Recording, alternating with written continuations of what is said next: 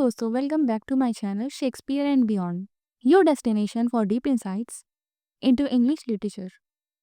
तो आज के सेशन में हम एक्सप्लोर करने जा रहे हैं पोयम को, जो कि है रॉबर्ट फ्रॉस्ट की द रोड नॉट टेकन। यहाँ हम पोयम की सिंपल मीनिंग को समझेंगे। ये वीडियो एक्सप्लेनेशन का पार्ट फर्स्ट है। तो चलिए स्टार्ट करते हैं हमारी poetry journey. So let's begin. The road not taken by Robert Frost. आइए पहले राइटर के बारे में जानते हैं। उनका फुल नेम क्या था? Robert Lee Frost. बॉर्न, उनका बर्थ कब हुआ? March 26, 1874 in San Francisco, California, USA. Died January 29, 1963 in Boston, USA. Profession क्या था? One of America's most celebrated poet, यानी कि वो अमेरिका के फेमस पोएट्स में से एक थे। Known for writing about nature, rural life, human emotions, philosophical themes in a simple yet profound style। यानी कि वो नेचर यानी प्रकृति के बारे में है, रूरल लाइफ यानी विलेज लाइफ के बारे में, ह्यूमन इमोशंस के बारे में और फिलोसफिकल थीम्स के बारे में लिखा करते थे। उनका कैसा स्टाइल था? सिंपल येट प्रोफाउंड स्टाइल, यानी सरल लेकिन असरदार तरीके से लिखते थे। Traditional poetic form with deep meaning using everyday language, यानी कि उनका ट्रेडिशनल पोएटिक फॉर्म था डीप मीनिंग के साथ, जो कि आम बोलचाल की भाषा में वो लिखा करते थे। उनके फेमस वर्क कौन कौन से हैं? The road not taken, stopping by woods on a snowy evening, mending wall and birches. उन्हें अवार्ड्स कौन कौन से दिए गए? He won the Pulitzer prize for poetry 4 times. उन्हें पुलिट्जर प्राइज मिला 4 टाइम्स। कब कब? 1924 को, 1931 में, 1937 में और 1943 में। Recited a poem at President John F. Kennedy's inauguration in 1961। उन्होंने पोएम सुनाई कहाँ पर? प्रेसिडेंट जॉन एफ कैनेडी, जो कि अमेरिका के प्रेसिडेंट थे, उनके शपथ ग्रहण पर 1961 में उन्होंने क्या किया? पोएम रिसाइट की। Known as the poet of New England for setting many of his poems in rural north eastern America. उन्हें पोएट ऑफ न्यू इंग्लैंड भी कहा जाता था, क्योंकि उनके पोएट की ज़्यादातर सेटिंग कहाँ पर थी? नॉर्थ ईस्टर्न अमेरिका की। अब पोएम के बारे में जानेंगे। पोएम कब लिखी गई? Written in 1915। 1915 में पोएम लिखी गई। पोएम का टाइप कैसा है? ये एक नैरेटिव पोएम है। 4 स्टैंजाज हैं और 5 लाइन्स ईच हैं। इसकी राइम स्कीम क्या है? A B A A B. इसकी टोन कैसी है? रिफ्लेक्टिव है, थॉटफुल है एंड स्लाइटली रिग्रेटफुल है, यानी कि गहरी सोच वाली है और थोड़ा पछताने वाली है। The poem isn't simply about choosing a different life path. It reflects on how we give meaning to our choices over time.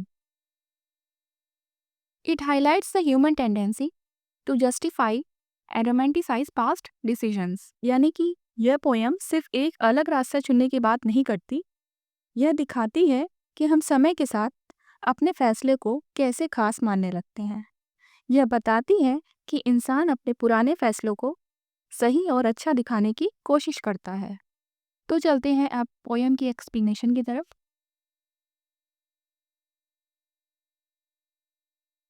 To roads diverged in a yellow wood and sorry I could not travel both and be one traveller long I stood and look down one as far as I could to where it bend in the undergrowth.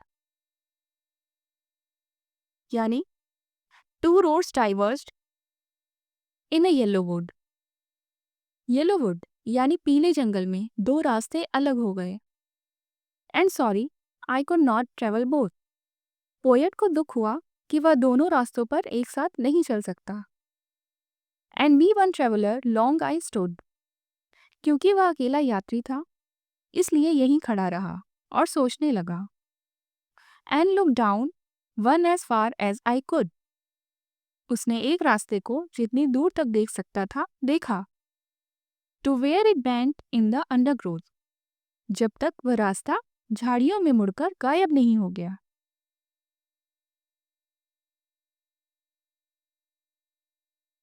अब इन lines में poet क्या कहना चाह रहा है कि poet जंगल में आता है और देखता है कि सामने दो रास्ते हैं। वह सोचता है कि काश दोनों रास्तों पर चल पाता, लेकिन वह अकेला है। उसे एक ही रास्ता चुनना पड़ेगा। वह पहले रास्ते को ध्यान से देखता है कि यह कहाँ ले जाएगा।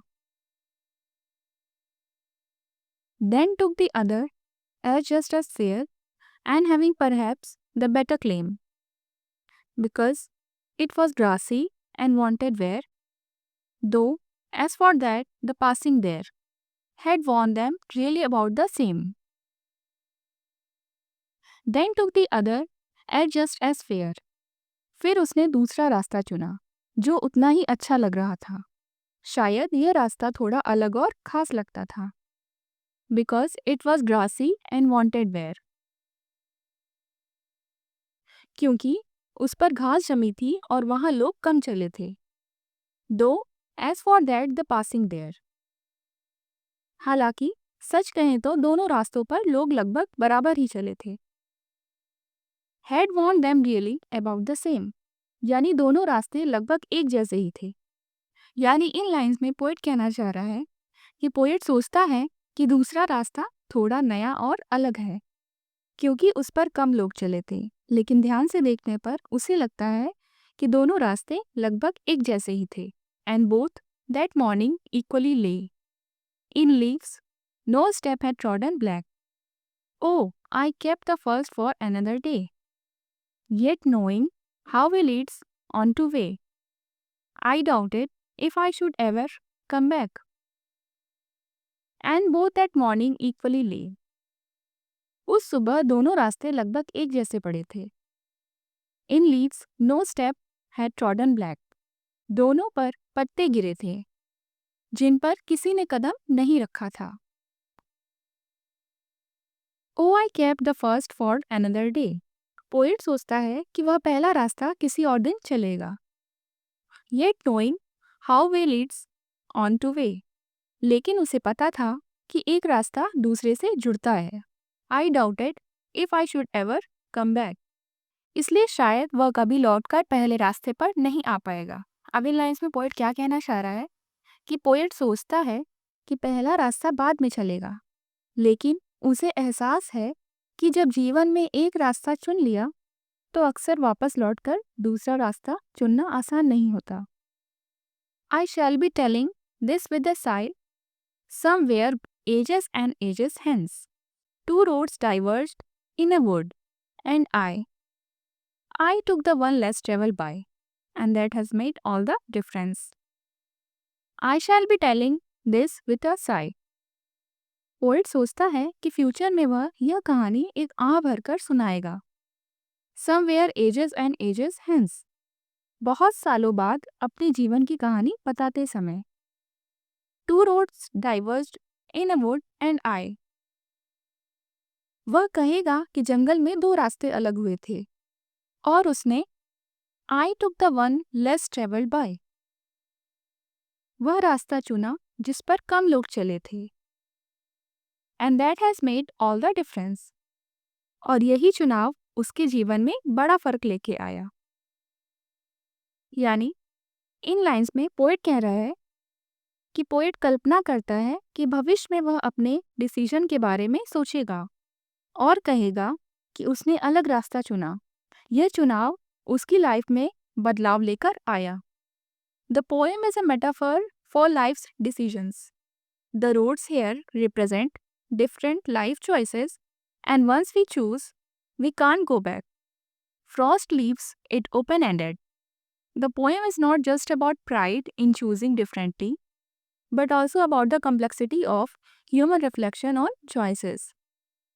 यानी यह पोएम हमें सिखाती है कि लाइफ में जब हमारे सामने दो चॉइसेस आती हैं तो हमें एक चुनना पड़ता है। एक बार रास्ता चुन लेने के बाद हम अक्सर वापस नहीं लौट सकते। हमारे डिसीजंस ही हमारी पहचान और फ्यूचर तय करते हैं। अब इस पोएम की मीनिंग क्या है कि पोएट जंगल में चलते चलते एक जगह पहुंचता है। वहाँ दो रास्ते अलग हो जाते हैं। वह चाहता है कि दोनों पर चले, लेकिन यह तो संभव नहीं है, इसलिए उसे एक ही रास्ता चुनना पड़ता है। दोनों रास्ते लगभग एक जैसे हैं, पर पोएट सोचता है कि उसने यह रास्ता चुना जिस पर कम लोग चले थे। वह मानता है कि उसका यह चुनाव या डिसीजन ही उसके जीवन में सबसे बड़ा फर्क लाया है। तो ये थी पोएम की एक्सप्लेनेशन। नेक्स्ट वीडियो में हम इसके थीम्स, समरी और लिटरेरी सिग्निफिकेंस को डिस्कस करेंगे, जो आपके सिलेबस के लिए परफेक्ट और इजी टू अंडरस्टैंड होगी। Thanks for watching. I hope ये आपके लिए हेल्पफुल था और आपको समझ आया होगा। कोई भी क्वेरीज हो तो आप मुझे कमेंट सेक्शन में पूछ सकते हैं। अगर वीडियो पसंद आई हो तो लाइक करें, दोस्तों के साथ शेयर करें और चैनल को सब्सक्राइब जरूर करें ऐसे ही सिंपल और इंटरेस्टिंग लिटरेचर वीडियोस के लिए। See you in the next video. Thank you.